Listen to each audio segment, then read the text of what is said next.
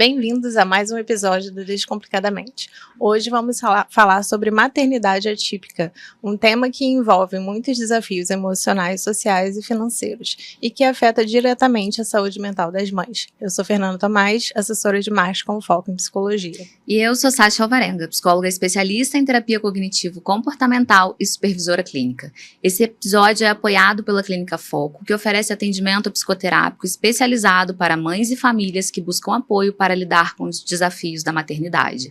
Para mais informações e agendamentos, basta escanear o QR Code na tela e acessar o nosso site. A nossa convidada é a Fabiane Simão, mãe atípica e fisioterapeuta pediátrica, que vai compartilhar com a gente a sua vivência pessoal e profissional, mostrando como é o dia a dia e os desafios para cuidar em um contexto de maternidade atípica. E a nossa especialista de hoje é Jennifer Rodrigues, psicóloga com pós-graduação em Psicologia Hospitalar e Saúde, com 7 anos de experiência no atendimento a mães, gestantes e puérperas. Ela também é mãe e vai compartilhar seus conhecimentos sobre como a maternidade pode impactar a saúde mental. Então, vamos descomplicar? Bem-vindos ao Descomplicadamente. Sejam muito bem-vindas ao Descomplicadamente. É um prazer e uma honra ter vocês aqui com a gente para esse bate-papo. Obrigada por estar aqui. Obrigada a vocês pelo convite. Obrigada pelo convite. Então, vamos começar, né? A gente queria que a Jennifer explicasse um pouquinho sobre a maternidade atípica, as diferenças. Sim. Então, basicamente, a maternidade atípica, a gente fala de mães que vivem com crianças que têm algum tipo de transtorno, alguma deficiência, e que os desafios dessas mães são diferentes, né, das mães típicas, que no caso são as mães que convivem com crianças que não possuem nenhuma deficiência, nenhum transtorno. E basicamente a diferença é essa, assim, falando de forma bem resumida. A gente, no início, estava conversando um pouquinho sobre isso, né? E a Fabi estava falando que às vezes há um questionamento quanto a esse termo, maternidade atípica, né? Você pode explicar um pouquinho pra gente? Então, o movimento de pessoas neurodivergentes, com deficiência, com algum tipo de transtorno, né? É um movimento muito amplo. Então, existem várias vertentes e vários debates, e um deles é a questão da maternidade atípica. Porque algumas pessoas defendem que não podemos ser chamadas de mães atípicas por não possuir qualquer tipo de neurodivergência ou algum tipo de deficiência. Entretanto, né, como a gente costuma dizer, assim, a maternidade é nossa, então a gente chama a maternidade como a gente quiser. Como a nossa maternidade não é uma maternidade considerada, eu não gosto muito desse termo, mas as pessoas usam, né, considerada normal, por conta das questões de desenvolvimento, né, dos marcos, da criança ir para a escola em vez de ir para uma terapia. Então, nós encaramos a nossa maternidade como atípica também. Sim. Então, é isso que ela explicou, é super pertinente, é isso, basicamente. Mas tem essas questões de, por exemplo, uma criança que tem seletividade alimentar, ela não come determinado tipo de alimento. Então, a mãe está ali diariamente tentando fazer com que ela coma alguma coisa, né? Na associação, a gente tem o caso de uma criança do Bernardo, posso falar o nome dele, que a mãe dele permite. Ele tem seletividade alimentar há anos, ele só come carne de hambúrguer. Um tipo de hambúrguer específico. Então, assim, ela batalha para que ele possa vir a experimentar outros alimentos. E aí, no caso do Bernardo, o dia que ele experimentar um outro alimento, vai ser um motivo de comemoração imensa, né? Ele tem, acho que 8 anos, entre 8 e 9 anos, gente, eu não estou muito bem de cabeça, não. Coisa de mãe atípica. E uma criança típica, considerada típica, ela come todos os tipos de alimentação, né, desde a introdução alimentar, aos 6 meses. Então, as realidades são bastante distintas, né? Enquanto as mães atípicas passam 2, 3 horas, até 4 horas dentro de uma clínica de reabilitação, né, para o seu filho ter fono especializada, fisioterapia, as mães típicas passam essas horas levando seus filhos para o futebol, para o balé. Então, assim, é uma realidade muito diversa. É claro que ser mãe é um grande desafio sendo típico-atípica, né? Mas é realidades diversas dentro do que a gente espera de uma maternidade. Perfeito. São lutas invisíveis, né? Sim. que só a mãe atípica sabe o que Sabe ela tá como é que vivendo é, ali né? dentro da casa dela. Isso. Um corte de cabelo é uma vitória, Sim. um alimento novo, todas essas coisas Coisas são... que parecem simples, né? E Sim. são Coisas muito- cotidianas. É. Mas aí a gente queria entender agora como é que é a tua história. A gente queria entender como é que você entrou no universo da maternidade. Então, vamos lá. Senta que lá vem a história. Eu optei na minha formação profissional, né? Então, eu me formei, fui fazer mestrado e decidi ter filho Você pouco. se formou em quê primeiro? Então, sou formada em letras pela UERJ, né? Sou professora de português e italiano. Depois eu tentei um mestrado para teoria da literatura, iniciei, mas não cheguei ao fim. E aí parei porque optei em engravidar. Então eu engravidei aos 36 anos do Daniel, aparentemente uma gravidez super típica, tranquila, fiz o pré-natal. Ao 5º mês eu comecei a reter muito líquido e procurei a ginecologista, né, a ginecologista obstetra, uma pessoa extremamente capacitista e equivocada, etarista, todos os istas ela é. Então ela alegou que eu tive filho tarde e que eu estava só retendo líquido, precisava fazer uma drenagem linfática. Enfim, procurei a drenagem linfática para fazer, não surtiu efeito, comecei a me sentir muito, muito mal. Fui até a farmácia para aferir a pressão. Hoje em dia não pode mais aferir pressão na farmácia, mas se você dá um dinheirinho ali, eles vão ali fora e afere. Então, a minha pressão estava 25/18. Ele mandou eu ir para emergência. Eu procurei uma emergência rápida aqui na Tijuca. Aqui não, né? Lá na Tijuca. E eles falaram que eu estava com pré-eclâmpsia, mas não tinha médico especializado ali. Eu precisava procurar uma emergência com uma neonatal, uma UTI neonatal. Meu plano de saúde era um plano básico, então não tinha direito a perinatal. Ficamos procurando até que achamos em Niterói. A perinatal tem um atendimento muito bom para referência. UTI, né, o Natal, né, para qualquer caso que venha ter de emergência. Mas assim, em 2014, ela não aceitava muitos planos de saúde. Hoje ela já está um pouco mais abrangente. E aí nós fomos, por meios próprios, porque a ambulância ia demorar, para Niterói. E eu cheguei lá e também foi um show de horrores, porque as pessoas não têm tato para falar com você. E quando você não vivencia, você desconhece tudo que vai acontecer, né, que vai advir dali. Então, eles chegaram lá, falaram para mim que eu estava com pré-eclâmpsia, que eu precisava interromper a gravidez, porque o problema era a placenta. O corpo queria expulsar a placenta, assim, a grosso modo foi assim que eles me explicaram. E eu já estava quase entrando em off, porque estava subindo a pressão. E eu fiquei muito tensa com isso, porque na minha cabeça eles iam praticar um aborto, né? A gente precisa interromper a gravidez. E eu não queria isso. E aí me levaram e começaram todo o protocolo que hoje eu consigo entender que existe, né? Com bicarbonato, te internam, vão fazendo, põe o surfractante para tentar amadurecer o pulmão do bebê, caso venha ter um parto prematuro. E eu fiquei na UTI cardíaca. Infelizmente, eu fui piorando, né? E o Daniel foi entrando em sofrimento, né, fetal, e eles optaram em fazer o parto. No dia que eles fizeram o parto, eu entrei em desespero, porque eu não sabia que uma criança de 25 semanas poderia ter alguma probabilidade de vida. Ele nasceu com 25 semanas? 5 meses e um pouquinho, alguns dias, né? Então, assim, eu não sabia disso, porque o que eu conhecia de prematuridade, quase todo mundo conhece. O bebê nasceu, sei lá, com 35 semanas, 7 meses, aí ficou ali até ganhar peso e foi embora. É isso que todo mundo pensa, né, quando a gente não conhece. E ele nasceu, fui levada às pressas. Eu estava muito inchada mesmo, assim. Na época eu pesava 60 quilos, eu estava com quase 90. Caramba! Mais da metade, assim, de retenção de líquido mesmo. Eu não conseguia andar, não dobrava o joelho. E aí me levaram, não pegava hack, não pegava de jeito nenhum a primeira, a segunda hack. Eu tomei 2 hacks. Eu passei o parto todo vomitando. Eu achei que eu ia morrer, porque a gente vai ficando gelada, né, por causa da hack. E aí o Daniel nasceu e eu ouvi um bebê chorando. E aquilo ali, pra mim, foi muito chocante. Tipo, como assim eles vão fazer um aborto? A criança nasce chorando com 25 semanas. Enfim, fui apagada pro quarto. Fiquei mais um mês, né, internada. Você? Eu também fiquei. Na UTI? Eu fiquei na UTI 2 semanas. E depois eu fui pro quarto e totalizei um mês de internação.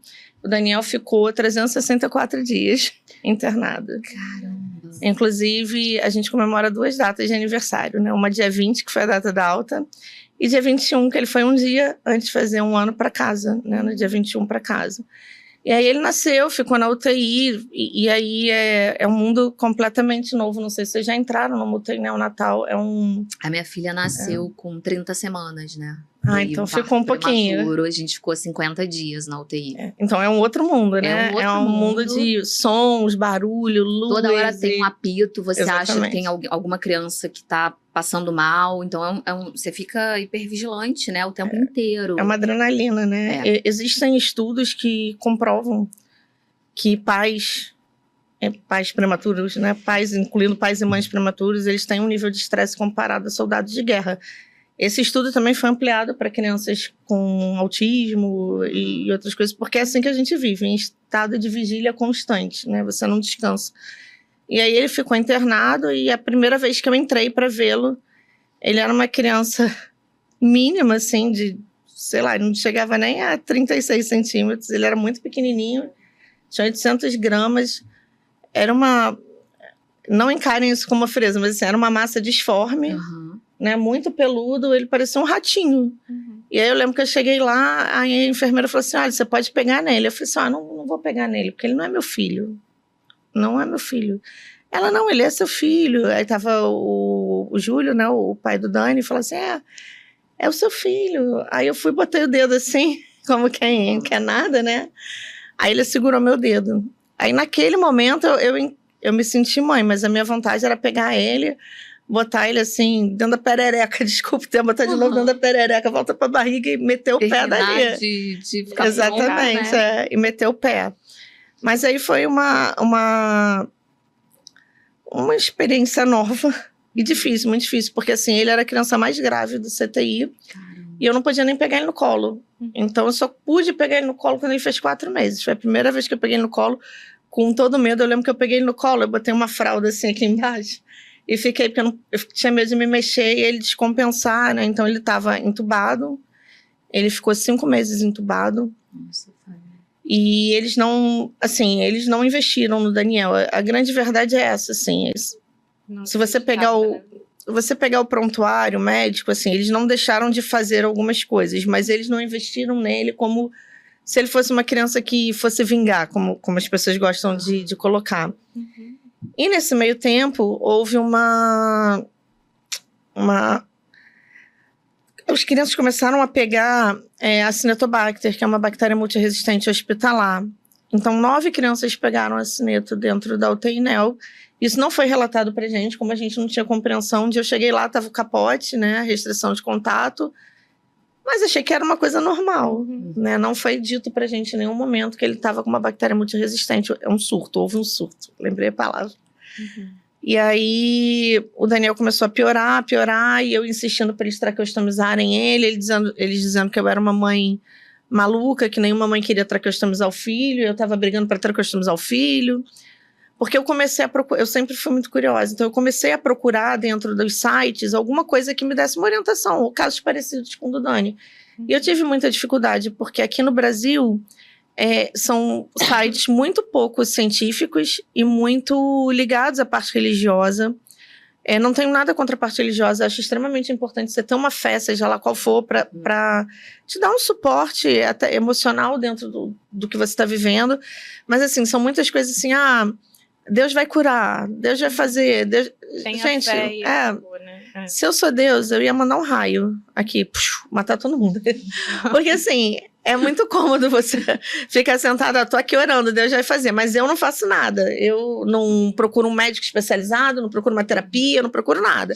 Deus vai fazer um milagre, sabe? Eu acho que às vezes Deus fica meio de saco cheio da humanidade, mas eu ficaria. Com certeza. Né? E aí, assim, eu comecei a procurar em sites dos Estados Unidos, aí já eram sites mais frios, porque era só técnica.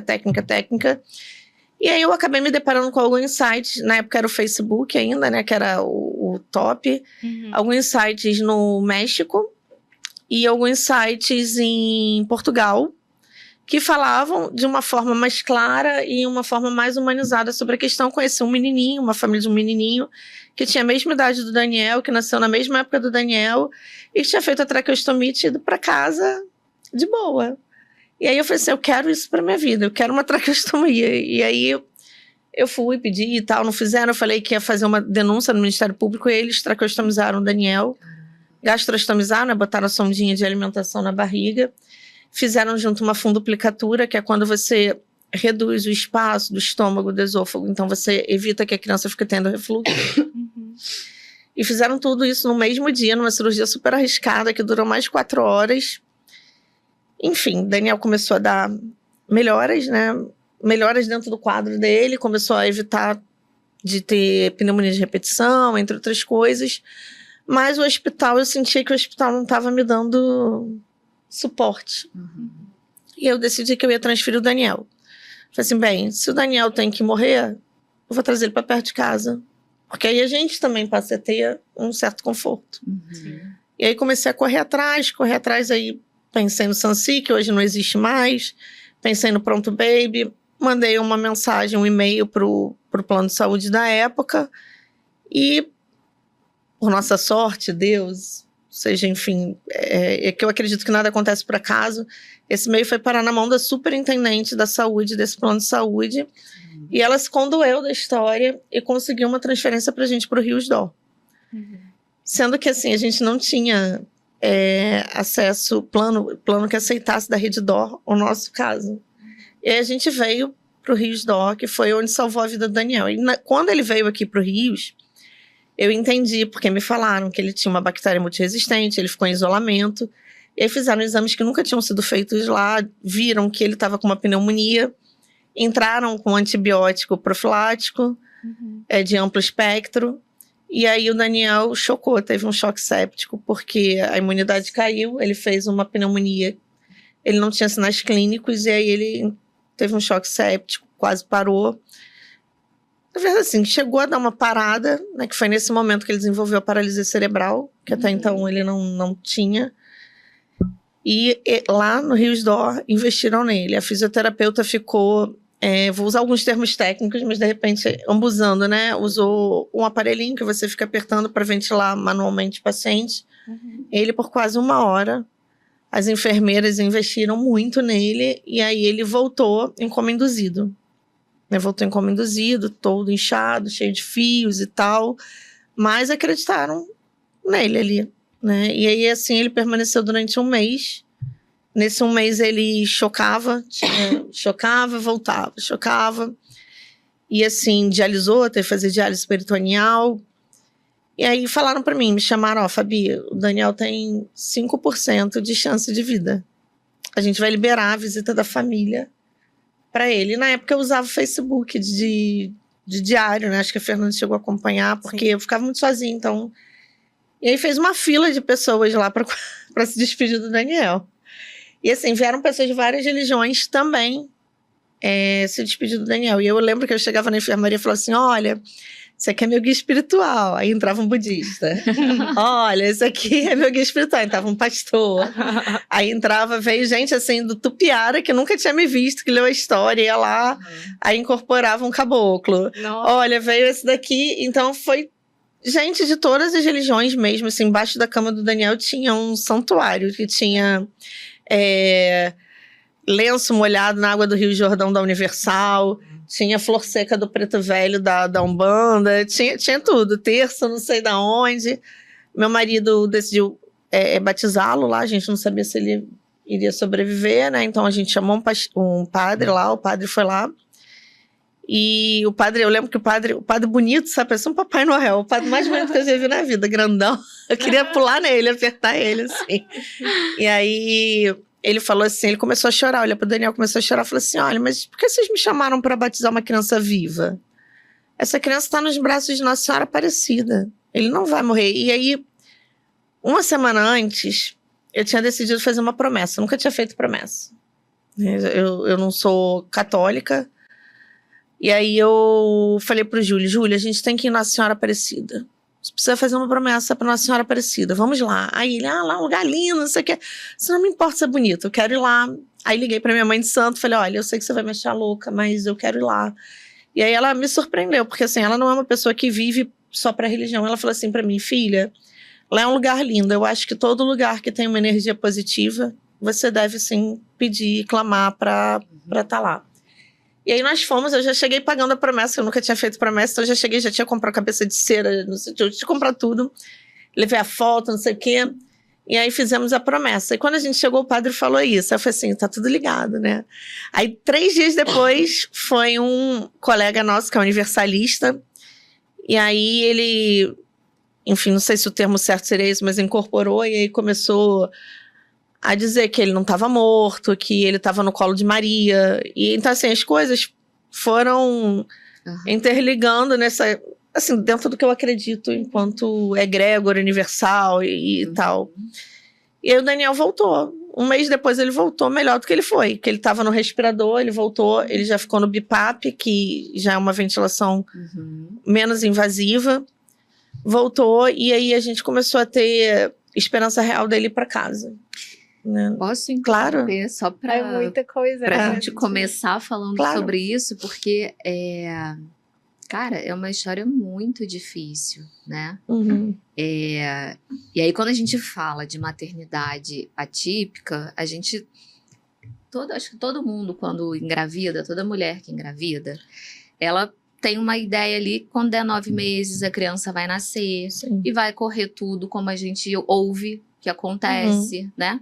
E aí, quando isso não acontece, e também passei por isso, né? A minha bolsa rompeu, eu tava com 28 semanas. Caramba. Aí ela nasceu com 30, eu fiquei 2 semanas internada, e ela nasceu com 30, nasceu com 1 quilo, enfim.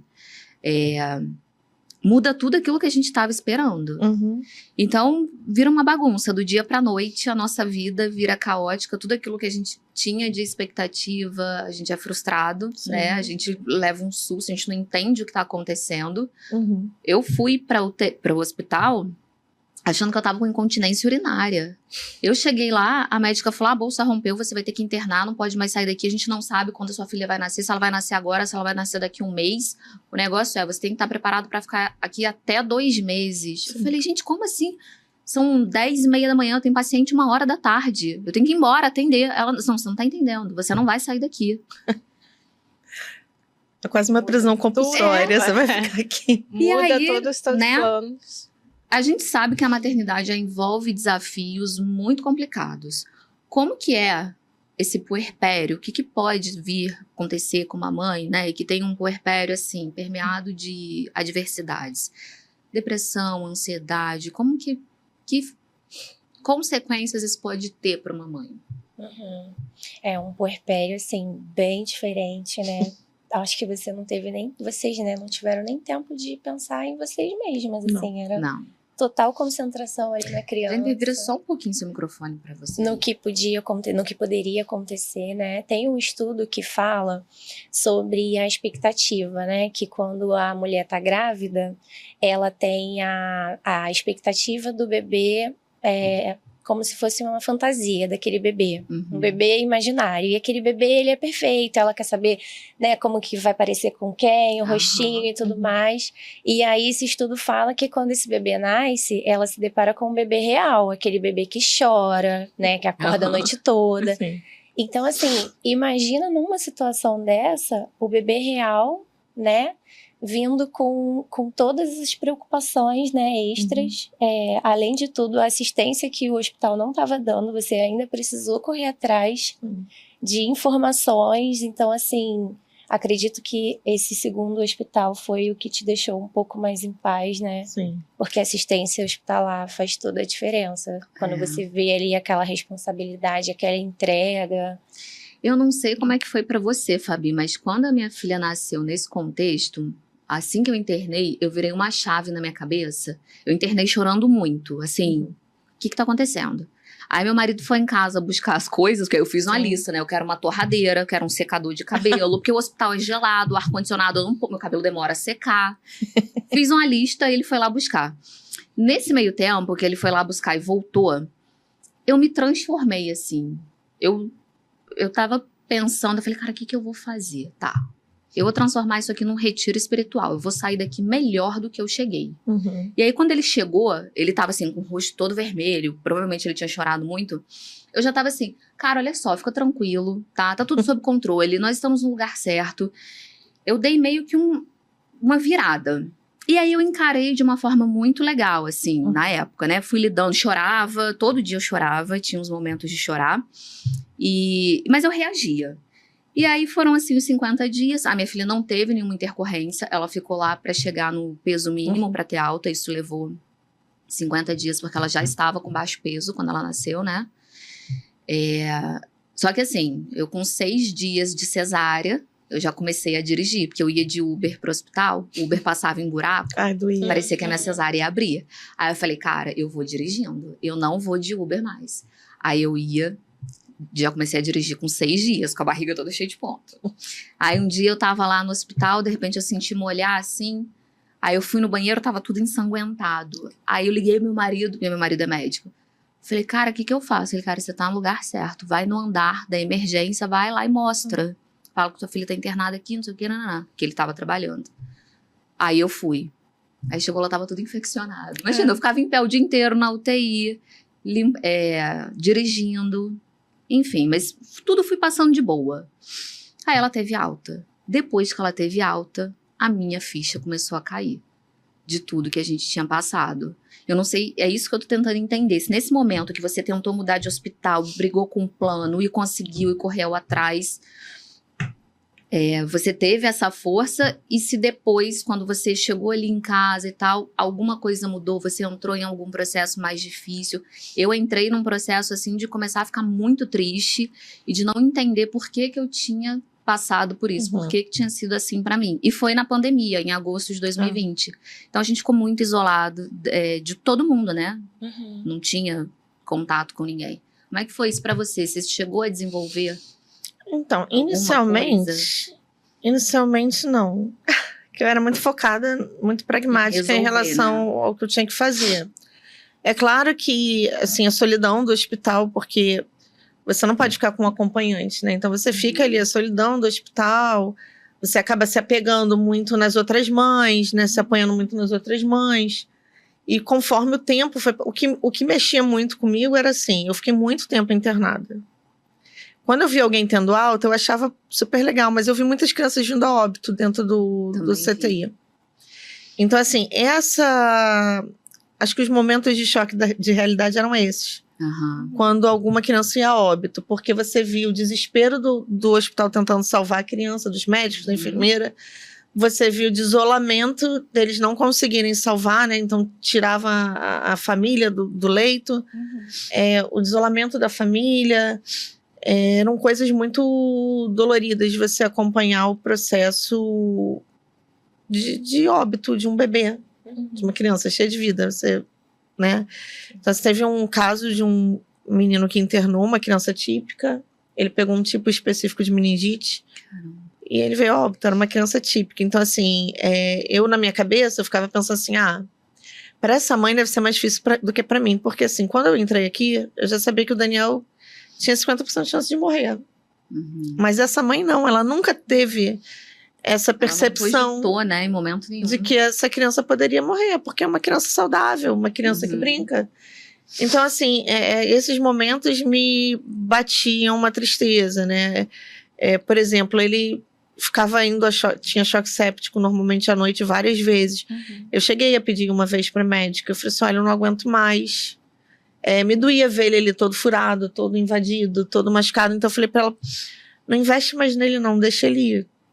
Aí ela me chamou e falou assim, eu não posso fazer isso.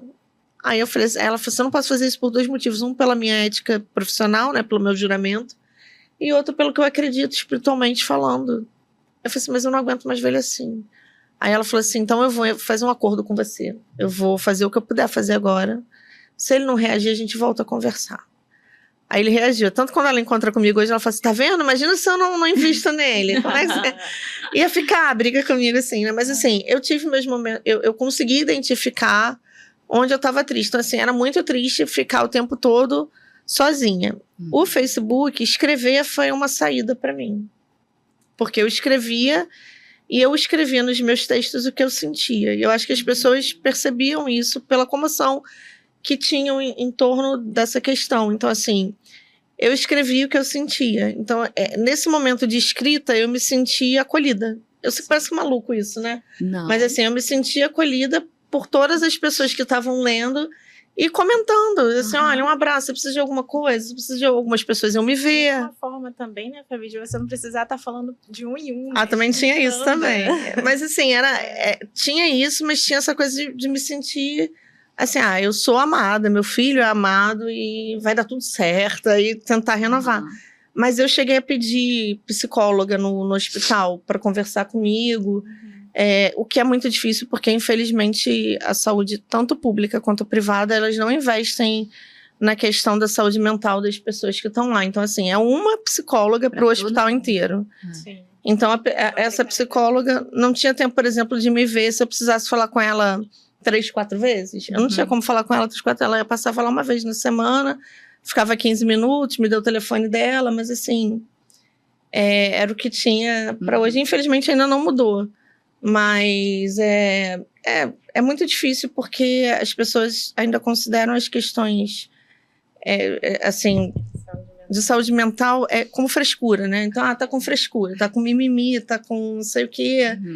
Isso é muito complicado. O meu marido não quis, assim, ele reagiu muito mal à assistência, do tipo, ela chegou lá e falou assim, oi, seu Júlio, como é que você tá? E ele foi muito grosseiro, sabe? Tipo, como é que você acha que eu tô? Meu filho tá morrendo. Né? Você acha que eu tô bem, que eu tô legal? Não, não tô. E não quis. E ele também tem uma visão preconceituosa ainda de que psicólogo é pra maluco, psiquiatra, essas coisas, né? Então, eu já vinha abalada porque minha mãe tinha falecido há pouco tempo, né? Minha mãe teve câncer de pulmão e ela pediu para falecer em casa. Então, foi uma das primeiras pacientes de cuidados paliativos do Pedro Ernesto. Então, ela faleceu em casa, no meu colo. Para ela foi ótimo, porque ela não foi invadida, mas pra gente que fica é muito traumático. Né? Durante muito tempo eu fiquei com a imagem dela saindo de dentro de casa, dentro do caixão. Muito tempo, mas eu fiquei muito mal mesmo. Acho que a Fernanda lembra, estava na época. Então foi aí que eu comecei a desenvolver minhas doenças autoimunes, assim, rosácea. Eu tinha algumas manias. Por exemplo, se eu tivesse um machucadinho na cabeça, eu ficava coçando, aí tirava a casca. Aí nascia a casca, eu ia lá, tirava a casca de novo. Aí eu por conta própria, procurei um psiquiatra na época. E ele falou pra mim que eu não era uma pessoa depressiva, mas que eu estava passando por uma fase que estava fazendo com que eu ficasse deprimida. Fiz um tratamento de 6 meses e ele me encaminhou para psicóloga. Então eu já fazia análise, não tomava mais remédio, mas já fazia análise e conseguia identificar algumas características minhas. Quando o Daniel nasceu, eu me senti tipo como se a minha mãe tivesse sido uma preparação para mim. Mas eu entrava muito em choque com algumas coisas que eu comparava, tipo, assinei um termo para não traqueostomizar minha mãe. Minha mãe não queria ser ressuscitada. E aí eu briguei, assinei um termo para traqueostomizar meu filho. Então, assim, eu tinha um choque muito grande dentro das minhas atitudes, das minhas decisões. Isso me fazia mal.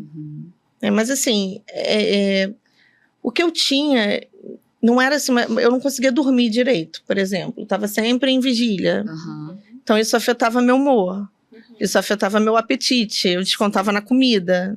Então, tinha essas questões. Quando ele foi para casa, eu tinha ainda uns conflitos. Mas conflitos bobos, entre aspas. Do tipo, meu bebê não teve chá de bebê. Eu também pensei nisso. Todo mundo teve e o meu não teve. Eu já tinha acertado com uma moça pra fazer pra mim, que tava antes da pandemia, né? Quando eu descobri e tal. A moça ainda não me devolveu o dinheiro até hoje. Ela não vai te devolver. Nunca, minha filha já fez 4 anos. Bebê? Não me devolveu. Mandei mensagem cobrando, ela passa por isso. E ainda toma um calote. Né?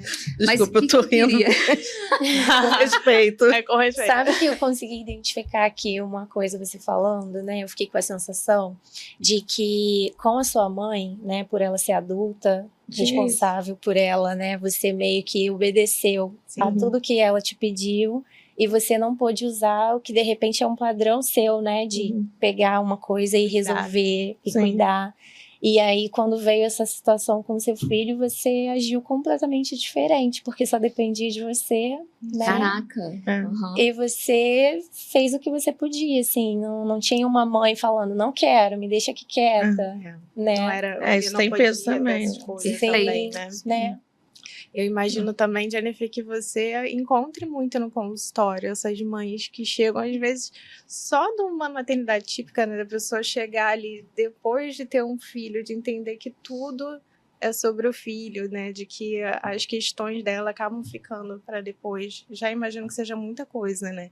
Então, que Sim. tipo de queixas, assim, você vê no consultório e o que você tenta ali ajudar essas mães? Então, normalmente, as mães chegam para mim um pouquinho depois do puerpério.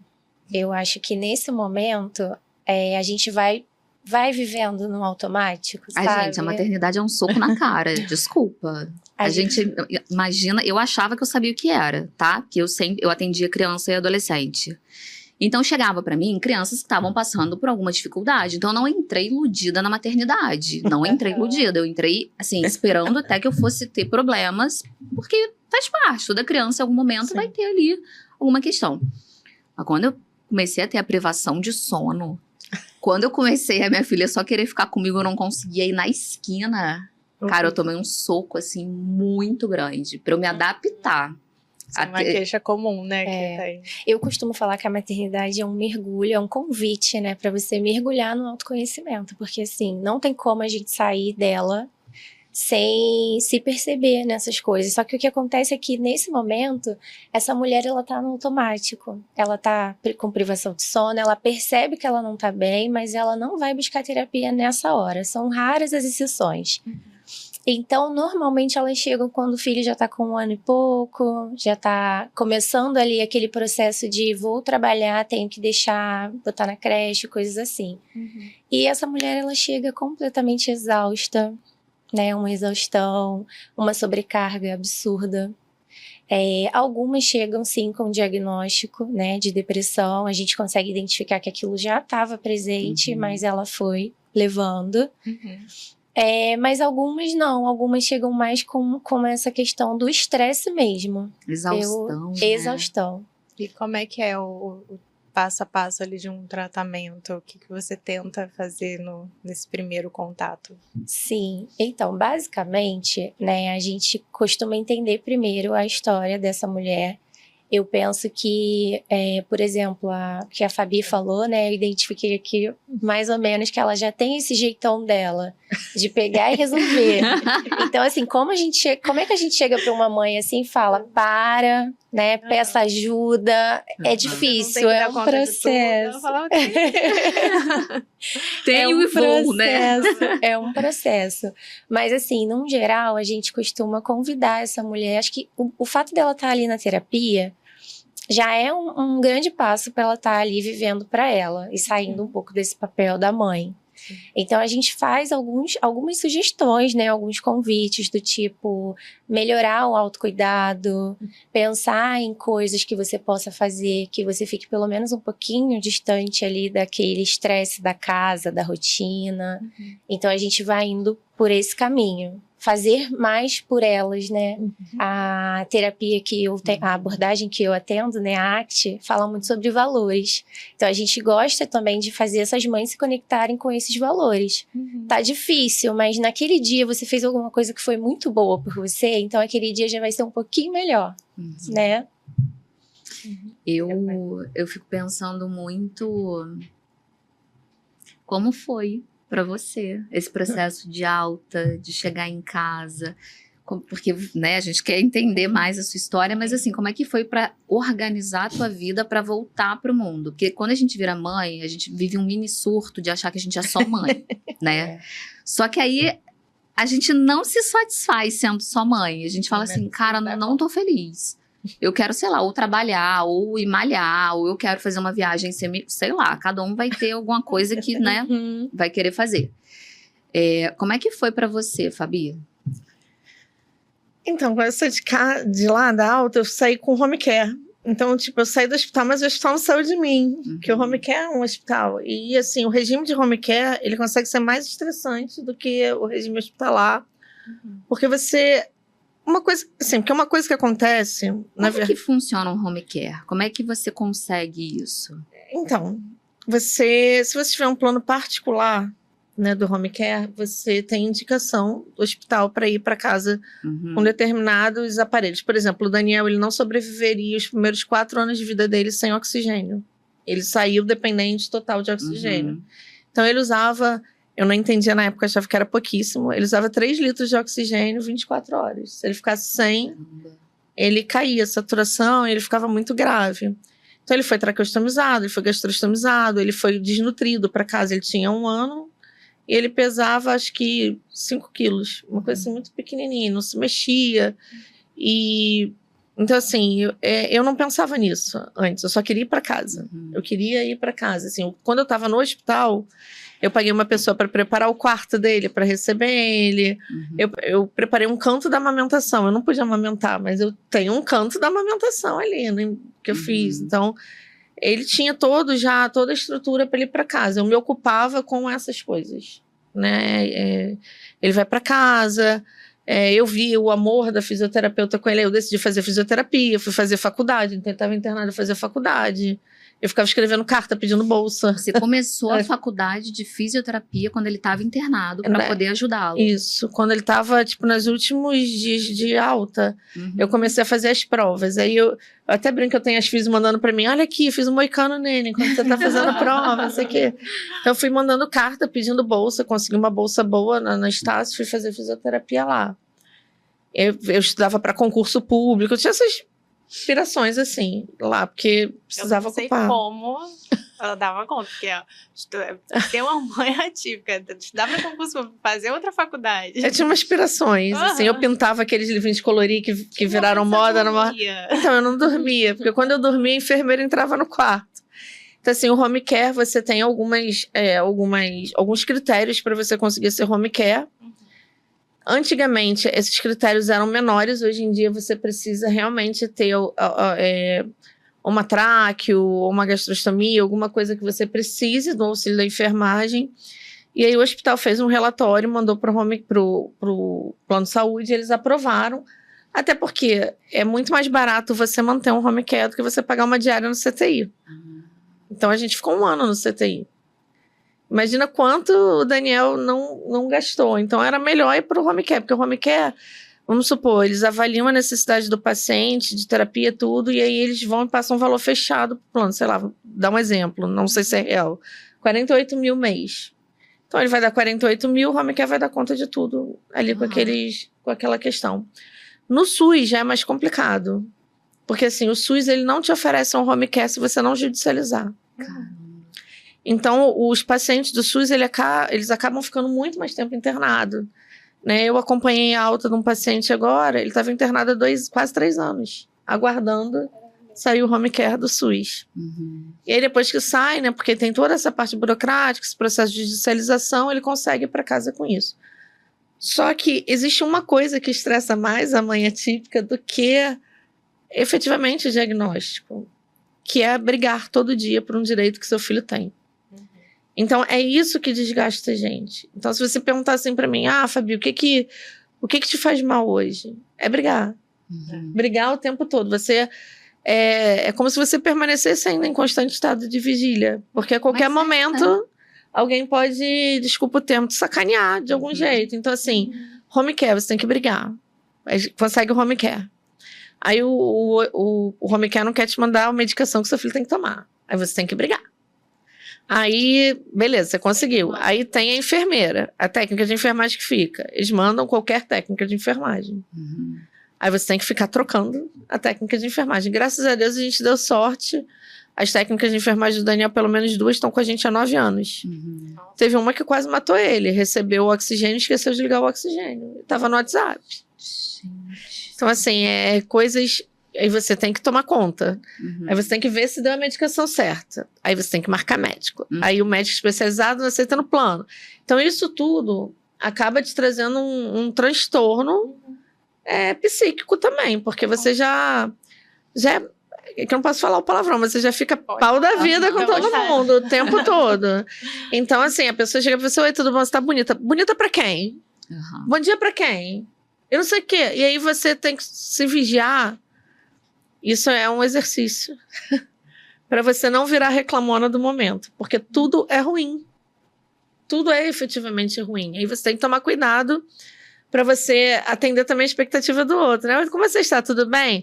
Não, olha, não está bem, mas está caminhando. Às vezes chegar lá. Na verdade, você não quer falar isso. Você quer falar assim, não está tudo bem. Então, assim, quando ele foi para casa, eu sofri muitas decepções em relação ao acolhimento social. Aham. Que aí, por exemplo, as pessoas te convidam para uma festa. Aí você vai e fala assim, eu adoraria ir, mas infelizmente eu não tenho como ir. Aí a pessoa te convida de novo. Depois a pessoa não te convida mais, porque ela acha sinceramente que você não quer ir, mas não é isso, sabe? Como é que você vai sair de casa com uma criança que usa oxigênio 24 horas por dia, sabe? Depois a gente foi se adaptando, mas no início. Então eu me sentia muito sozinha. E no hospital eu tinha minha família, que eram as outras mães, que eram as enfermeiras que já estavam acostumadas. A equipe, né? Exatamente. Então, assim, quando eu fui pra casa, eu levei esse soco no estômago, eu levei um baque, porque assim, tô sozinha. Agora, efetivamente, tô sozinha. Quem tá aqui comigo? Com quem eu vou conversar? Quem vai entender o que eu tô falando? Então, quando eu fui pra casa, eu me senti um peixe fora d'água, sozinha. E aí, claro, veio a tristeza, eu chorava no banho, aquela coisa de estar de cara amarrada, ficava vendo filme, tinha dias que eu queria só ficar dormindo, né? Então, assim, hoje eu tô até em estudo porque existe uma suspeita de que eu tenho altas habilidades, alguma questão de espectro autístico, então eu tô fazendo aquela bateria de testes bem legal, para ver isso, né? Hoje eu consigo identificar algumas coisas que eu tive. Eu nunca tinha escutado falar em shutdown. Nunca tinha escutado falar em shutdown. Mas hoje, se eu parar para analisar, eu já tive vários shutdowns. Assim. Você explica para as pessoas Claro. entenderem o que é? Então, basicamente, falando assim, é quando você desprende uma energia para executar uma atividade ou para vivenciar alguma coisa, uma energia tão grande, que o seu corpo entra numa exaustão e você não quer mais nada. Você precisa do isolamento. Exatamente, você quer ficar sozinho. Quietinha. Você não quer ouvir um barulho, você não quer ver uma luz, você quer ficar ali. E aí tem várias formas dele se manifestar. Pessoas que não são autistas podem ter shutdown também, mas é claro que é mais comum nas pessoas autistas. Mas assim, no meu caso, eu tenho um profundo sono. Eu preciso dormir. Me dá dor de cabeça, eu fico enjoada e eu preciso dormir. E assim, é um sono que eu não sei te explicar. Parece que eu tomei vários calmantes que eu sento aqui e vou dormir. Então assim, eu preciso hibernar. Nem que seja por alguns minutos. Seja 20 minutos, 20 segundos. Né? E aí eu comecei a ver que eu tinha isso. Tinha dias que eu não queria levantar da cama. E aí eu tinha uma técnica de enfermagem em casa. Não tinha nada apitando no meu ouvido. Eu dormia. Se deixasse, eu dormia 5 dias. Então assim, eu tinha isso. Mas não era uma depressão. Era uma necessidade que eu tinha, como se eu tivesse que refazer as forças para amanhã brigar de novo. Eu imagino que seja da exaustão, né? Disso tudo como é que você faz, Jennifer, quando a mãe chega nesse estado de exaustão? Que ela fala que eu poderia dormir 5 dias. Como é que foi? É um estado bem, assim, avançado, né? A gente tem se falado bastante agora sobre o burnout materno, burnout parental, né? Mas aí tem mais a questão da mãe.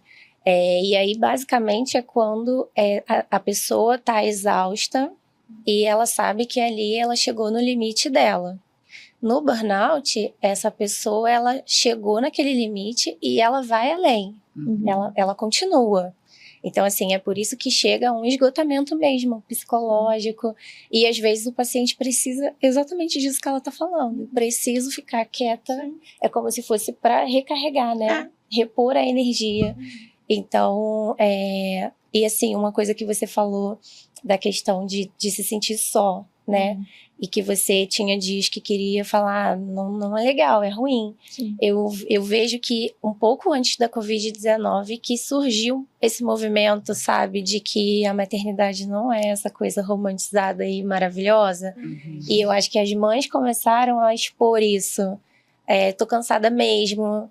né? Não tô gostando de ser mãe, isso aqui não era o que eu pensava. Essa tal da maternidade real, né? Acho que isso veio há pouco tempo. Eu sempre falei isso, mas eu era considerada maluca, que eu falava assim para as pessoas: gente, eu amo meus filhos, mas eu detesto ser mãe. Assim, eu acho que eu preferia que meus filhos fossem filhos de outra pessoa, eu fosse tia. Não por eles, mas por tudo que envolve.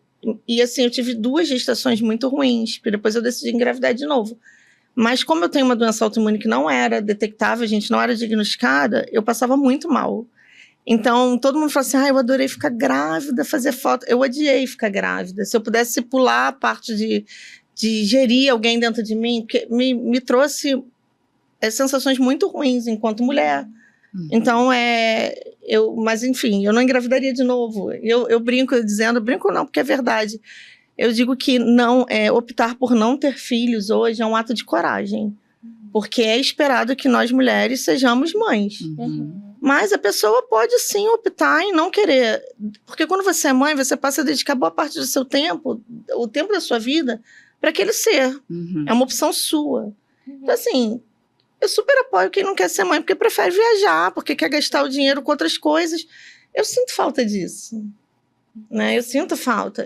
Eu não percebia isso com o Daniel, porque ele precisava muito de mim. Mas quando ele começou a ter uma autonomia maior, e veio a Mariana, que é uma criança típica, eu falei assim: gente, desculpa o termo, assim, caguei, eu vou viver a minha vida. Às vezes a pessoa fala assim pra mim: cara, mas você vai sair, vai largar ele quando você for. Mas isso é extremamente importante, né? Você vai largar ele, né? Olha um questionamento que muito provavelmente com o pai não existe. Não. Teve um dia, quando o Daniel não tinha Mariana, o Daniel ainda estava em home care, e eu lembro claramente que eu saí com o Júlio pra gente beber alguma coisa, sei lá, foi comer, e aí pedimos um vinho. Encontrei uma pessoa que era do nosso meio, e a pessoa perguntou assim pra mim: mas você está bebendo? Aí eu olhei bem pra ela, porque eu sou meio grossa. Disse: não, eu tô comendo cocô. Você não tá vendo aqui que eu tô comendo cocô? E tá uma delícia. Tipo, ela: não, mas o Daniel foi assim: você está pagando? Não, então, tchau. Nunca mais falou comigo, mas enfim. Mas a gente precisa, às vezes, botar uns limites, né? Mas tem umas coisas muito loucas. Mas a gente, claro, no fundo, a gente se cobra. Eu tinha uma cobrança do tipo: o que eu fiz de errado pro Daniel ter nascido assim? Né? Onde está a minha culpa? Até eu entender que não existia uma culpa, que, infelizmente, o meu corpo não era um corpo preparado para ser mãe. E é isso, assim, tá tudo bem. Como é que a gente lida com a culpa materna, Jennifer? Que eu acho que tem alguma estratégia, que até quando você tá tentando lidar bem, vem alguém colocar uma chatice na sua cabeça, né? Mas você tá bebendo, sei lá, qualquer coisa. A Fabi falou sobre as pessoas esperarem que uma mulher seja mãe. Quando ela diz que não quer, né, as pessoas julgam. Mas se a gente for parar pra analisar, a sociedade espera tudo da gente. Sim. A gente tem um filho. Com certeza você ouve, assim como eu. E quando que vem o segundo? O tempo inteiro. Né? A gente tá o tempo todo sendo cobrado pra casar, pra se formar, pra ser mãe. Eu fiquei muitos anos casada antes de ter filho, porque a gente casou cedo. E a gente não queria ter cedo. Cara, era todo dia alguém, todo evento que a gente ia, alguém... Vocês não vão ter filho, não? Foram assim, mais de, sei lá, fiquei uns 5, 7 anos casada, sem ter filho, 8. Era todo dia. Aí depois que a gente teve o primeiro, é todo dia que eu escuto: vocês não vão ter outro, não? Sim. Cara, que isso é muito ruim. É exatamente desse jeito. Então, assim, eu acho que a gente já se culpa sozinha, né? Mas eu tenho algumas teorias, sabe? De onde possa vir essa culpa. Eu acho que a culpa, ela pode estar muito ligada à expectativa. Comparação. A comparação é o mal desse século, né, gente? Com certeza. Então, assim, comparar. Porque eu vi que tem um bebê da mesma idade que o meu e já tá fazendo tal coisa e eu não. Então, assim, o que eu gosto muito de sugerir também é isso que a gente tava falando antes, dos valores. Essa mãe, ela precisa estar muito conectada com o que faz sentido para ela, com o que é importante para ela. Para uma mãe que acabou de parir, às vezes ela quer sair, ela quer beber, ou ela quer viajar, ela quer ficar longe da criança. Para outra, não. Para outra é super importante estar ali junto com a criança. Então, esses julgamentos, assim, o máximo que a gente puder silenciar, né? É difícil, mas o máximo que a gente puder silenciar. E essas comparações, porque a gente se afasta da nossa maternidade, do que é valoroso pra gente, do que é importante pra gente, e a gente começa a ficar de olho, né, só na vida do outro, o que a outra pessoa tá fazendo. Quase que vou imitar aqui. Se eu não imitar, eu não tô fazendo direito. Quando você fala de expectativa, né, quando a minha filha foi pra casa, eu me preparei pro seguinte, eu não espero nada dela. Ela pode atrasar, porque tinha a gente só ia descobrir se ia ter algum atraso no desenvolvimento conforme os marcos fossem chegando, né? Então eu falei assim, cara, tá tudo bem, vai atrasar alguma coisa, se alguma coisa atrasar, a gente entra com uma terapia. Eu não vou ficar preocupado com isso. Então eu tirei a expectativa, isso que você tá falando. Quando eu tirei a expectativa, cara, eu fiquei em paz. Aí cada conquista dela, sentou. Nossa, que incrível! Introdução alimentar, atrasou um mês, não foi com 6 meses, foi com 7. Eu falei, tá bom, amamento mais um mês, tudo bem. Então, cada conquista foi sendo uma vitória porque eu não botei expectativa. E como eu já tinha na minha cabeça que ela poderia atrasar, eu não comparava ela com nenhuma outra criança.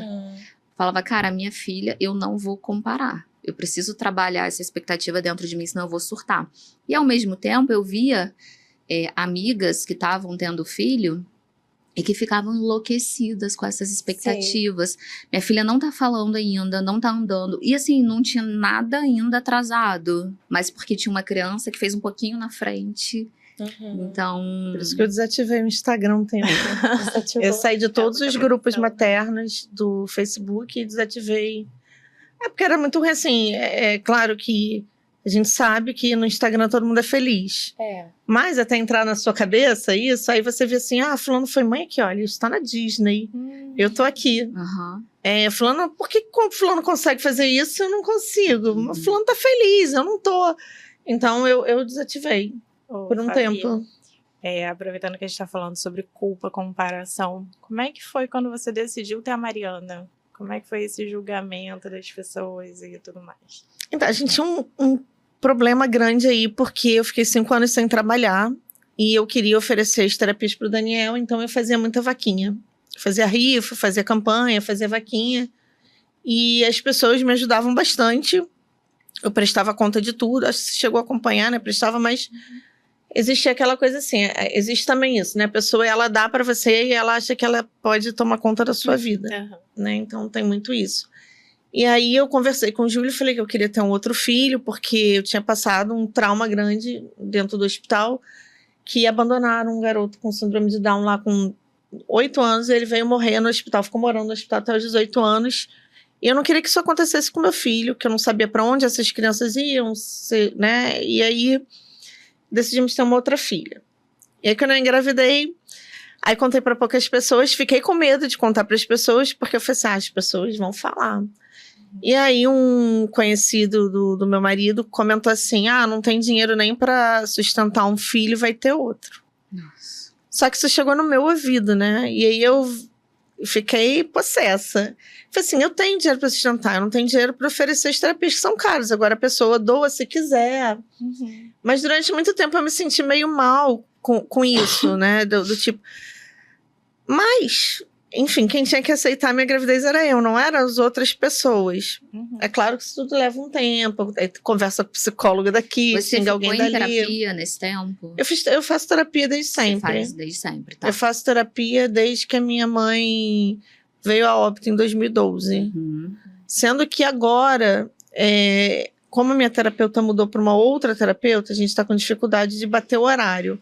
A não ser que eu me desespere muito. Aí eu li, pelo amor de Deus, me tem que... Eu acho que aconteceram umas 3 vezes aí nesse ano. Mas a gente tenta se... Ou então eu durmo. Eu vou me recolho ali, berno lá. Às vezes eu vou à praia sozinha, preciso só pisar na areia e ficar ali quieta, olhando. Mas, assim, a Mariana teve essa questão toda e criam-se expectativas novas, né? Vamos fazer um chá de bebê. Aí eu não queria fazer o chá de bebê, fizeram o chá de bebê. Vamos fazer a foto, eu não queria fazer foto de gravidez. Aí meu amigo me deu as fotos, aí fui lá, fiz a foto. Então fui meio sempre que empurrada. E aí a Mariana nasceu, a minha pressão subiu um pouco, mas ela nasceu de 38 semanas e meia. nasceu bem, teve só um probleminha de glicose, precisou ficar um dia mais no hospital, foi para casa e, assim, foi legal no início, mas realmente o puerpério é um saco. É muito ruim o puerpério. Tanto quando eu tenho uma amiga minha que tá grávida, eu falo assim pra ela, olha, se precisar de ajuda no puerpério, que eu vá na sua casa, varra a casa, faço uma comida por uma semana pra você, fico com a criança no colo pra você tomar um banho de 2 horas. Aí eu vou, não tem problema, porque eu sei que é importante. Cara, eu falo sempre assim, né? No puerpério que a gente descobre quem é amigo e quem não é. Porque a quantidade de gente que some quando você tá no puerpério é uma loucura. Aí você fala assim, não quero mais na minha vida. E quando eu tô bem, tá perto. Quando eu não tô bem, ó, some. É muita gente que Eu não... acho que tem muito essa percepção também de quem é a mãe, né? Que eu realmente eu só tenho de quem fala, assim. Eu não faço ideia de como é. Sim. Assim, das pessoas falam, se a pessoa não falar pra mim assim, vem, me ajuda, eu provavelmente vou achar que eu tô atrapalhando. Mas assim, o ponto talvez não seja nem vem me ajuda, é não me abandona. Porque eu acho que a gente se sente muito abandonada. Assim, as pessoas que a gente considera até aquele momento, né? Porque depois disso também não faz mais diferença na tua vida. Mas as pessoas que você gosta, que você imaginou que estavam juntas com você, de repente somem. Não sei se você escuta muito essa queixa. De solidão? De que os amigos somem, a pessoa se sente abandonada. Porque assim, agora eu não posso sair mais a qualquer hora. Sim. Eu tenho hora pra voltar pra casa, porque eu preciso pegar a minha filha, ou porque tá com a babá, ou porque tá na creche, ou porque tá, sei lá, em algum lugar. Então eu não tenho mais tanta liberdade. Você escuta essa queixa? Sim. Porque também é uma coisa que ficam, você né? viveu, né? São poucos os que ficam, né? Até familiar também, né? Não só amigas. Até familiar. Mas isso que você falou do puerpério, né? Que você achou um saco e tudo. Eu escuto bastante também. É horrível. E, assim, na teoria, né? O puerpério não é aquilo de 40 dias. Não existe, assim. Eu fui mãe de pandemia também. Eu até arrisco dizer que meu puerpério durou 3 anos, assim. Pra eu voltar, sabe? Isso, exato. Eu acho que o puerpério dura a vida toda. Às vezes a Mariana fala assim pra mim, mamãe. Aí eu, oi Mariana, primeira. Mamãe, oi Mariana. O que é, Mariana? Eu já tô no final do dia, já tô assim, meu Deus, esquece meu nome. Outro dia eu saí pro trabalho e falei assim pra ela, tchau Mariana, tchau Daniel, tchau Júlio, eu volto daqui a 7 anos. Aí ela olhou pra mim, ela, você tá falando sério? Eu falei, tô falando sério, tchau, tá? Daqui a 7 anos eu volto, eu vou pra um outro país, eu vou me apresentar com um novo nome, uma nova profissão. Aí ela me agarrou, não mamãe, eu saio daqui, ela, eu sou seu carrapato. Aí assim, é bonitinho, mas... me sufoca, gente. Mamãe.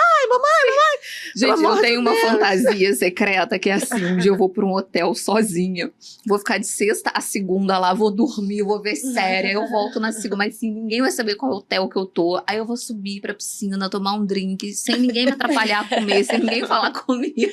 Esses dias meu marido falou assim, ele tem um tio que mora num sítio, mais ali pra Xerém. Aí ele falou assim, eu vou um fim de semana, vamos lá pra casa do meu tio. Eu falei assim, não, eu tenho uma ideia. Vai você, a Mariana, o Daniel, sua mãe. Eu vou ficar aqui em paz com os meus bichos, sem ouvir ninguém, chama a mamãe.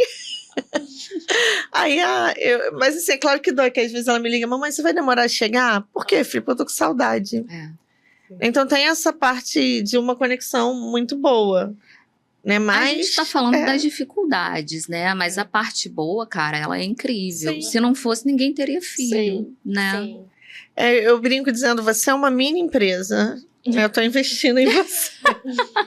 Por favor, me dê paz um pouco. E também tem isso. Isso é uma coisa que eu passei com a Mariana. Porque o Daniel, como eu tinha expectativa de fazer coisas com ele, não fazia. Quando a Mariana nasceu e eu já estava trabalhando, já tinha meu dinheiro, então eu comecei a dar tudo que eu não dei pro Daniel pra Mariana. O que também não foi legal, né? Então, assim, às vezes eu chegava em casa, eu trouxe um presente. E eu só percebi que não era legal. O dia que eu cheguei em casa, ela falou assim, você não trouxe nada pra mim hoje? E aí eu comecei a falar pra ela, filha, mas o presente não é o que importa. Filha, mas não sei o quê. Mas a Mariana é mimada. Em parte, a culpa é minha. Não é culpa que eu digo assim, a responsabilidade, né? Não chega a ser uma culpa, a responsabilidade é minha, porque eu quis oferecer para ela o que eu não pude oferecer pro Daniel. Mas a gente vai fazer escolhas de acordo com aquilo que a gente passou. Eu me lembro muito que depois, assim, minha filha devia estar com 1 ano, uma pessoa virou para mim e falou assim, olha só, você tem que virar uma chave e entender que a sua filha é igual a qualquer outra criança. Você não tem que ficar tratando ela diferente, não sei o que e tal. Aí eu ouvi assim, né, nem respondia. Aí eu cheguei em casa, fui conversar com meu marido, né, falei, cara, eu achei isso de uma insensibilidade tão grande, porque assim, eu e ele vamos ser mais pacientes e tolerantes porque a gente viveu a possibilidade da nossa filha morrer. Quem não viveu isso não sabe o que que é. Sim. Então a gente é sim mais paciente, mais tolerante.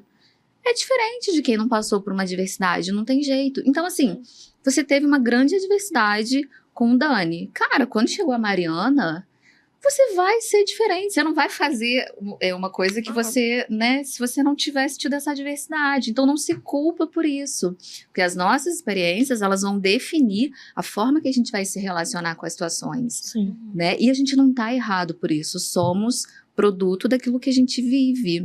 Então eu sou mais paciente com a minha filha, ela passa mais do ponto comigo na pirraça até a hora que eu decido botar um limite, sabe? E você deu tudo mais pra Mariana, ok, tudo bem. O quarto dela parece uma Disneylândia. As crianças entram lá.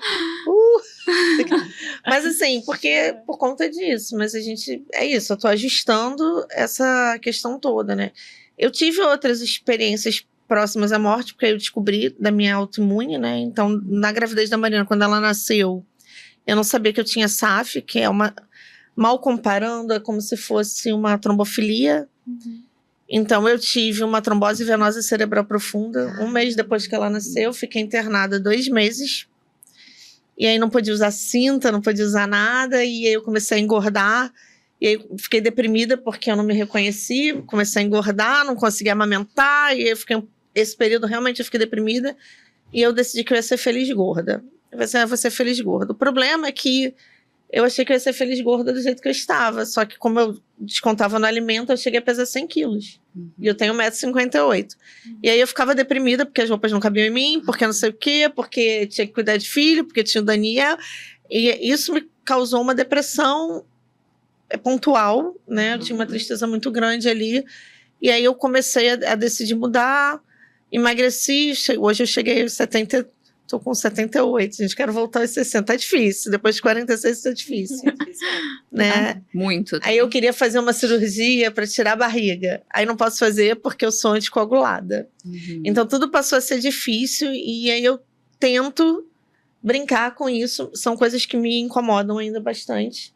Né? Eu tento ignorar isso, entender que existem... Eu tento trazer para minha vida o que eu falo para Mariana, que existem coisas mais importantes na vida do que ser padrão de beleza X, padrão de beleza Y, né?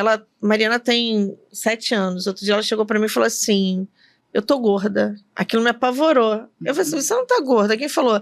A colega na escola falou que eu tô gorda. Aí eu falei assim, falei um palavrão para ela, falei assim: fala para essa pia que gorda é o rabo dela. Aí ela: mamãe, a tia vai brigar comigo. Fala que eu vou brigar com a tia também. Mas assim, porque eu já fiquei apavorada dela entrar num padrão que eu vivi, que eu estava, que eu tô tentando com 46 anos de me libertar. Ela tem 7 anos de idade. E então, ela não é gorda, nem um pouco. Pois é, mas ela botou isso na cabeça. E aí, é claro que a gente passa por diversos problemas com ela, do tipo, eu comecei a trabalhar. Eu não quero abrir mão do meu trabalho. Eu trabalho 10 horas, segunda, quarta e sexta. E aí ela fica em casa. E aí ela tem um tablet. E ela entra no YouTube. E ela é fã de várias pessoas. E ela quer as coisas que várias pessoas têm no YouTube. Então, assim, isso é um problema? É um problema. Eu tento controlar aqui pelo controle parental. Ela acabou de me mandar uma mensagem aqui, eu abri, falei, não é ela. Quando eu olhei, abri, era a tal da Emily Vick. Ela botou a foto da Emily Vick no WhatsApp. Caramba. Teremos que conversar quando chegar em casa. Mas coisas assim. E parece que as crianças de hoje, elas são muito mais à frente do que nós éramos. Então, é complicado. A mamãe, posso jogar online? Outro dia ela perguntou pra mim, eu falei, não, mas minha amiga quer jogar online. Eu falei, não, filha, é perigoso, na internet, alguém pode vir. Né? E ela também faz A análise. Mariana tá com quantos anos? 7. Ela também faz, porque no início, ela me cobrava muito isso, que a gente amava mais o Daniel do que a ela. Porque a gente dava toda a atenção pro Daniel e para ela não. Por que que isso acontecia? Então tinha uma revolta. O Daniel tinha ciúmes dela, mas o Daniel é uma criança não verbal. E aí o que que ele fazia? Ele batia nela. Ele se mordia e batia nela. Então a gente tinha um problema muito grande ali de convivência. Porque ele também era uma criança única e chegou outra, ele não sabe como exprimir essa emoção. E aí os dois faziam psicóloga. A Mariana começou a melhorar. Não quis mais fazer psicóloga no início, tudo bem, ela vai, às vezes vai lá em casa, conversa, brinca, faz de outro tipo. E a Mariana passou a ser a minha grande ajudante com o Daniel, porque ela quis. Eu nunca quis botar nas costas dela a obrigação de que ela tivesse que cuidar do Daniel. Mas ela viu o cuidado, ela foi entendendo, crescendo, ela foi começando a entender que era uma paralisia cerebral, que era um autismo, porque o Daniel era diferente. Ela, durante muito tempo, questionava, se ele é meu irmão mais velho, por que que eu tenho que ajudar ele? Não tinha que ser diferente? Né? E ela é uma criança muito esperta, ela tem uma percepção muito grande, conviveu muito com adulto também, então... Enfim, ela troca a fralda dele, por exemplo, quando eu tô dormindo, ela sabe que eu tô cansada. Outro dia eu tava dormindo, aí eu fiquei só... Tava meio que dormindo, meio correndo, fiquei observando. Ela foi na cozinha, fez a janta dela, pegou a dieta do Daniel, passou pela sala, apagou a luz. Foi no quarto, deu a dieta pra ele, trocou a fralda dele, que ele estava sujo de cocô. Aí quando eu acordei, ela falou assim pra mim, mamãe, eu troquei a fralda dele, ele fez cocô, mas eu não sei limpar direito, então pode ser que esteja um pouco sujo. Eu falei assim, não, filha, está perfeito. Ela, você estava dormindo, você está cansada. E ela fala assim mesmo, tá? Ela usa todos os tempos verbais corretos, ela é toda... Assim, não sei se isso é um motivo de orgulho ou preocupação, mas assim, no momento. Mas assim, ela é à frente da idade dela. E aí ela ajudou, talvez seja isso que você falou, né? São as experiências que a gente vivencia e que vão constituindo sua forma de agir. E aí ela cuida dele, né? E ele parou de bater nela, ele adora ela agora. Então, por exemplo, se você chegar em casa, ele vê, cadê a irmã? Ele vai na irmã e beija a irmã. Então, assim, tem outro dia entrei no quarto, ela tava lendo pra ele dormir. Então, tem essas coisas assim, ela dormiu, queria dormir com o irmão, né? Ela tá com febre, ele também. Aí ela vai, mede a febre nela, vai, como é que o Dani está? Então, existe um companheirismo ali que, pra mim, enquanto mãe, é um conforto no coração, assim, é uma coisa menos dolorosa. Mas... o que me causa hoje transtorno mesmo é o que eu falei pra vocês, é ter que brigar o tempo todo. Então, ele ficou 9 meses sem plano de saúde, que o plano de saúde cancelou unilateralmente o plano dele. Então, a gente nós criamos uma associação de mães e responsáveis para poder brigar pelo direito das crianças. Então, é briga atrás de briga. Então, é briga porque agora comparam a terapia ABA com o manicômio. É briga porque terapia terapias mais... não é profunda o termo, mas assim, com mais consistência de horário, né? Terapias maiores, intensivas, consideradas como você está botando no manicômio. E a gente tem passado vários ataques enquanto mãe. Então, por exemplo, autistas níveis de suporte 1, que conseguem ter um entendimento melhor e agir na sociedade, são adultos, que talvez tenham sido moldados pelas experiências vividas lá atrás, há 40 anos atrás. Hoje eles querem deslegitimar o espaço de fala da mãe. Então, como assim, como se eu fosse uma carrasca por falar pelo meu filho. Então, assim, por que eu não deixo meu filho se expressar? Eu deixo a forma dele, mas como é que ele, sem conseguir falar, sem conseguir formar uma frase... tendo 10 anos, com um nível cognitivo de uma criança de 2, vai brigar com a Unimed Rio. Não tem como. Qual que é a lógica disso? Né? Então, a gente passa por ataques. A mãe é sempre atacada. Em todas as situações, a mãe é sempre atacada. Então, isso causa um estresse muito grande, muito grande. Esses dias eu tive... Domingo passado, eu acho que eu tinha conversado com vocês um tempinho. Domingo eu tive um estresse muito grande em relação aos direitos do Daniel, e aí eu saí do centro. Gritei, esperneei, tremi, e aí tive que dormir. Tive que dormir, sim. Tive que me afastar um pouco da luta, porque não estava me fazendo bem. Na verdade, não é que não estivesse me fazendo bem.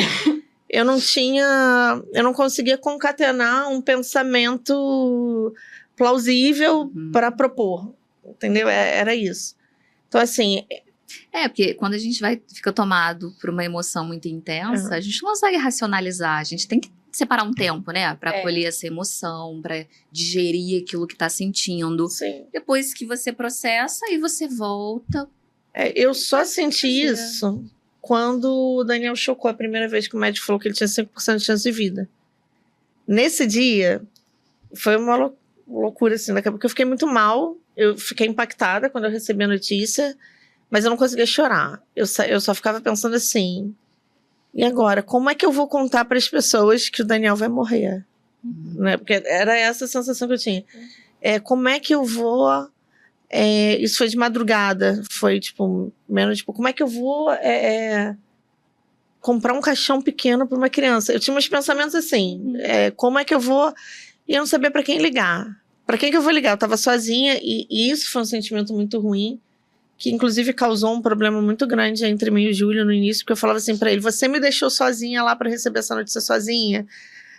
Porque ele estava grave, o médico disse que ele estava estável dentro do quarto, que ele podia ir para casa, e eu fiquei com raiva, que eu achava que ele tinha que ter ficado. Porque era muito ruim sempre receber notícias ruins sozinha. Eu achava que alguém tinha obrigação, eu ainda acho que alguém tinha obrigação de estar ali comigo para receber a notícia junto, né? E aí eu fiquei naquilo, aí eu lembro que eu saí, aí tinha uma capela ecumênica lá, aí eu fui pra capela, aí eu ficava falando alto, o que eu ia fazer? Aí eu saí de lá, peguei o telefone, liguei pra enfermeira, que é uma das minhas grandes amigas hoje do primeiro hospital, Juliana, liguei pra ela e falei, desculpa tá te ligando, mas aconteceu isso, e eu não sei como é que vai ser, Ju. Como é que eu vou contar pras pessoas?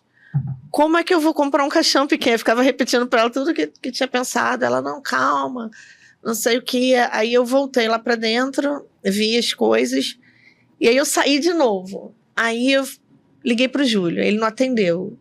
Aí eu liguei de novo, ele não atendeu. Aí liguei mais uma vez, aí ele atendeu. Aí eu comecei a gritar com ele, porque eu tava com raiva dele também. Eu falei assim, ô seu filho daquilo, o seu filho tá morrendo, você tá dormindo. Aí eu gritava, eu parecia que eu tinha várias personalidades, assim. Eu gritava com ele e daqui a pouco ia lá pra dentro. O que tá acontecendo? Então eu tinha várias sensações assim. E aí quando a médica deixou eu entrar, ela falou assim pra mim, eu lembro disso exatamente, eu ia entrar, o box do Daniel tava todo fechado, eu ia lá, ela falou assim, olha, antes de você entrar, você pode vir aqui conversar com a gente? Aí eu parei na porta e falei assim, não, eu só quero saber, o meu filho morreu? Aí ela, não, quase. Aí ela, vamos entrar, pode sentar. Eu falei, não quero sentar. Aí ela foi falando, eu falei assim, ele tá grave? Ela falou, muito.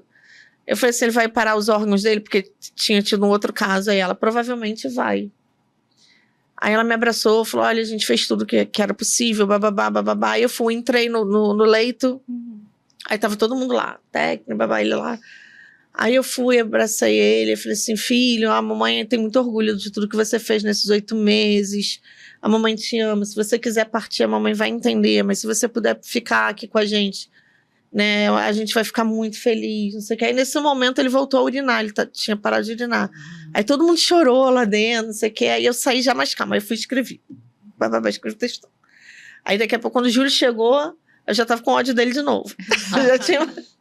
Então, assim, era como se eu ficasse... Era não, né? Eu ficava uma gangorra de sentimento, sabe? Mas é um misto, né? Porque, assim, além dela receber a notícia e ela ter que, né, se concentrar ali em como ela estava se sentindo, ela ainda estava preocupada em como ela ia passar isso para as outras pessoas. Um misto enorme. E aí eu ficava com...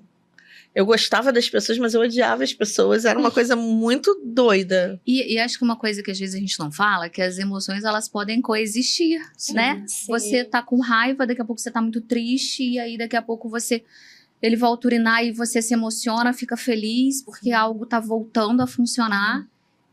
E eu acho que uma coisa importante também, pedir pra Jennifer falar um pouco, é que a Fabi, ela falou ali que em algum momento ela teve uma certa rejeição de olhar aquele filho e falar, esse filho não é meu, ou diante de tanto sofrimento, né, em algum momento falar, não quero ser mãe, não queria estar nesse lugar. Então, como é que essas mulheres lidam com esses sentimentos que são naturais, né? Mas muitas mulheres falam, não posso falar isso, porque se eu falar isso as pessoas vão me julgar, não posso sentir. Sim, e às vezes acontece até em casos em que tudo correu bem, né? Que tudo aconteceu tudo, a pessoa foi para casa, né? O caso dela é um caso bem específico. Sim. Mas às vezes acontece que aí é quando a gente chama ali a mulher entrando naquela depressão pós-parto, onde ela olha para aquela criança e ela fala exatamente isso. Eu não quero ser mãe, eu não achei que era assim. Né? Então a pessoa ela vai entrando num estado depressivo onde ela não se conecta com ela não se conecta com o bebê, ela não se conecta com a maternidade. Então é um processo bem difícil quando ele ocorre assim de imediato, né? Eu acho que seria legal também a gente falar que tem uma tristeza ali, que a gente chama ali do baby blues, né? Que ela é aceitável. Então é importante, eu acho que é uma dúvida que chega muito também, às vezes quando eu posto alguma coisa no Instagram, como eu sei que eu tô com depressão pós-parto? Essa tristeza que a gente chama ali do baby blues, ela dura ali, sei lá, 30 dias no máximo. Então assim, aquele momento em que os hormônios estão, né, desorganizados, então é normal que a gente chore, é normal que a gente fique triste, que a gente olhe para aquele bebê. Eu acho que tem uma coisa também muito, muito interessante na maternidade, é que as mães pensam que elas precisam amar aquela criança assim que saiu, né, da barriga. E aí vem, cara, mas eu não amo meu filho. Cadê aquele amor que as pessoas falavam, né, que tem que existir? Então acontece também essa parte. Então é normal a gente sentir tristeza, sentir dúvida, ficar insegura. Só que se essa tristeza e esse choro, né, ele acontece com uma frequência, né, sei lá, todos os dias, e isso passa de um mês, aí a gente já teria que buscar ajuda profissional, ficar num alerta ali do que está acontecendo com aquela mãe.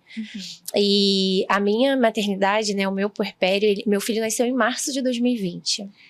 Começando então, a pandemia. A gente teve... Eu lembro de todas as expectativas de rede de apoio caindo, assim, em uma semana. Uma semana tinha minha sogra, minha mãe, era tudo lindo, do jeito que eu imaginei. Fechou tudo, lockdown, ficamos sozinhos. Então, assim, em diversos momentos eu tive esse sentimento na gestação, porque no meu início de gestação eu fiquei muito enjoada, e eu tive essa sensação, nossa, isso é estar grávida? É ruim, não quero.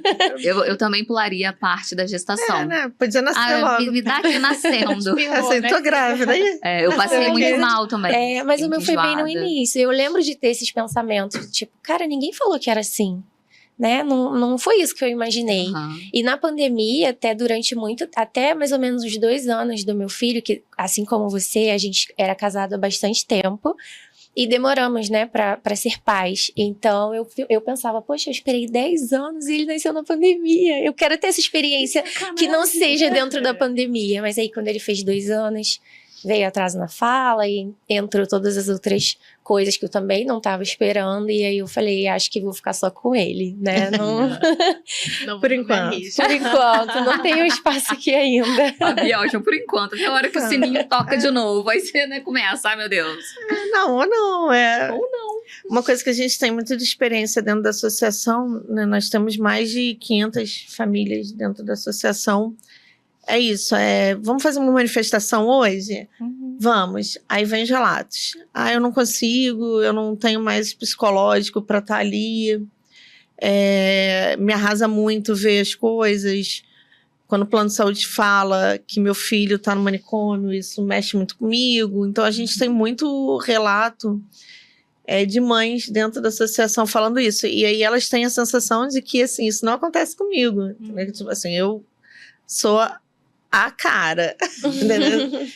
E aí, esses dias que eu fiquei fora, elas estranharam. E eu falei assim, gente, eu não estava bem mentalmente, eu precisei tirar um tempo para mim. E isso parece que foi, assim, um super susto para elas. De que, como assim você não tá bem? Como assim? Você encara tudo com tanta tranquilidade. Acontece.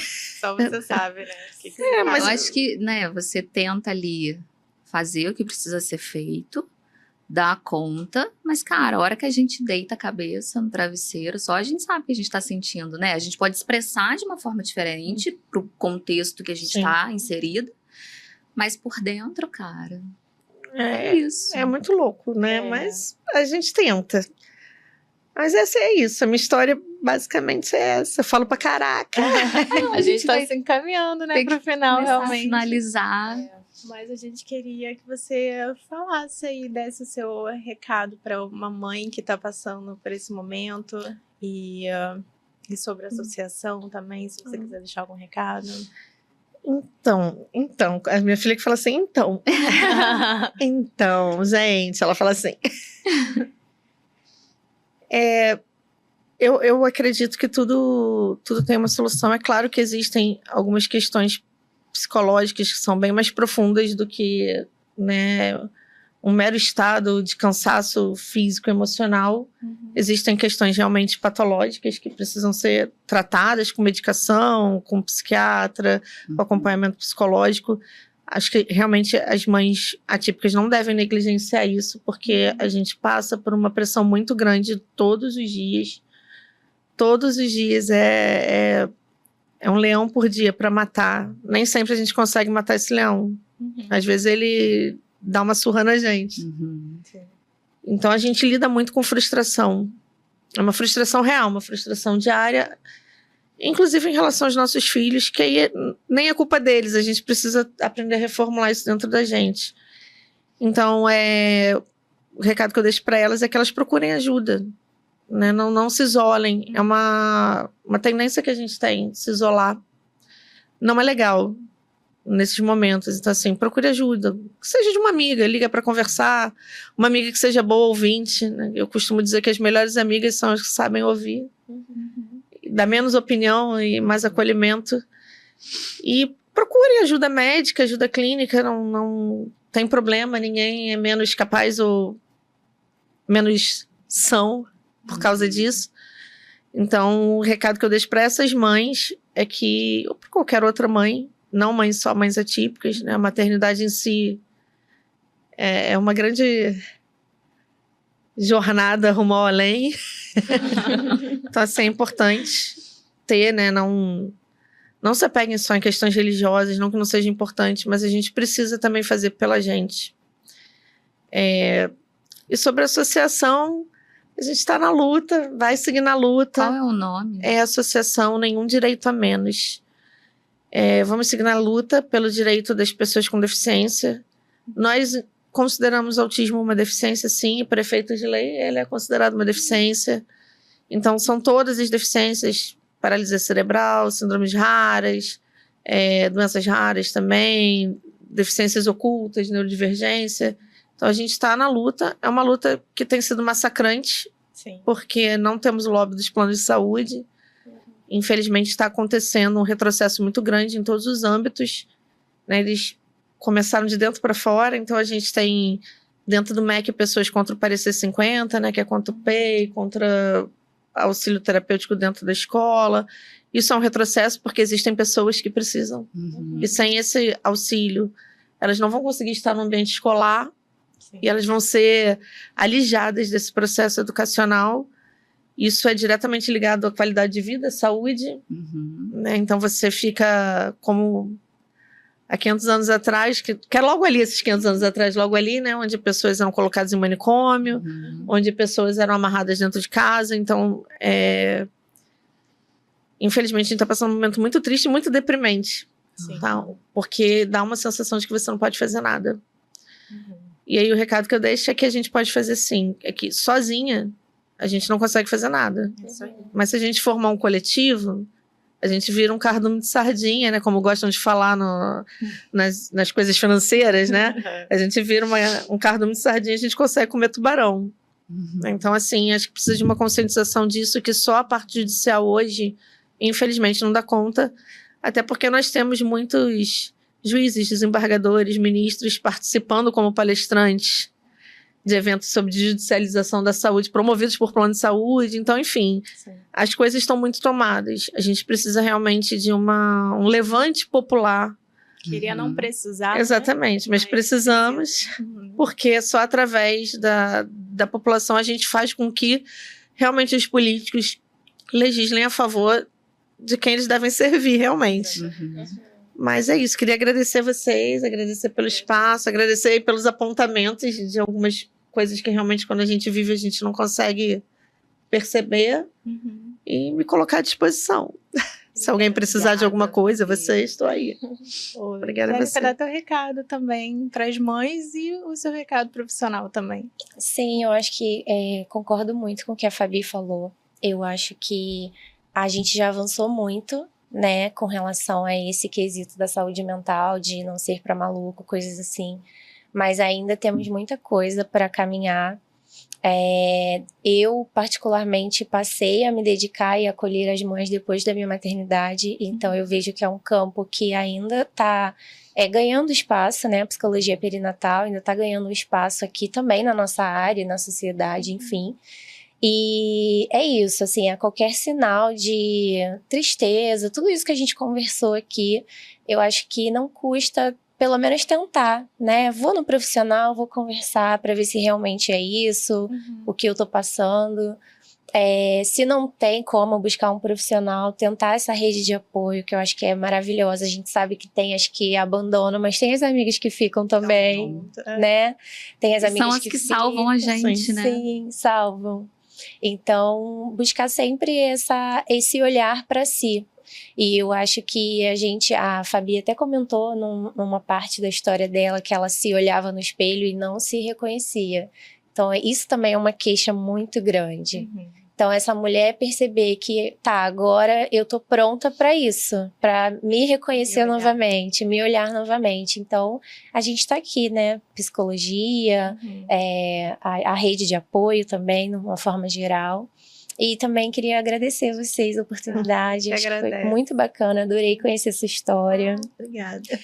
E é isso, gente. Obrigada. Eu queria dizer também que eu tenho um orgulho gigante da pessoa que você sabe disso. Eu já tô aqui. Da mãe, não só mãe da pessoa. Eu fico impressionada com a tua história de vida, com o ser humano que você é, de tudo que você faz da sua luta e tudo mais. Queria que você não precisasse lutar tanto. Eu também. Sei que é cansativo, exaustivo, mas eu sou muito orgulhosa de você. Obrigada, te amo. E vocês ficaram até aqui, compartilhe com quem precisa ouvir essa conversa, com quem precisa de mais informações, né? Acho que é um assunto que vai perpassar aí por muitas pessoas, né? Se você não vivencia uma maternidade atípica, você pode conhecer alguém que vivencia.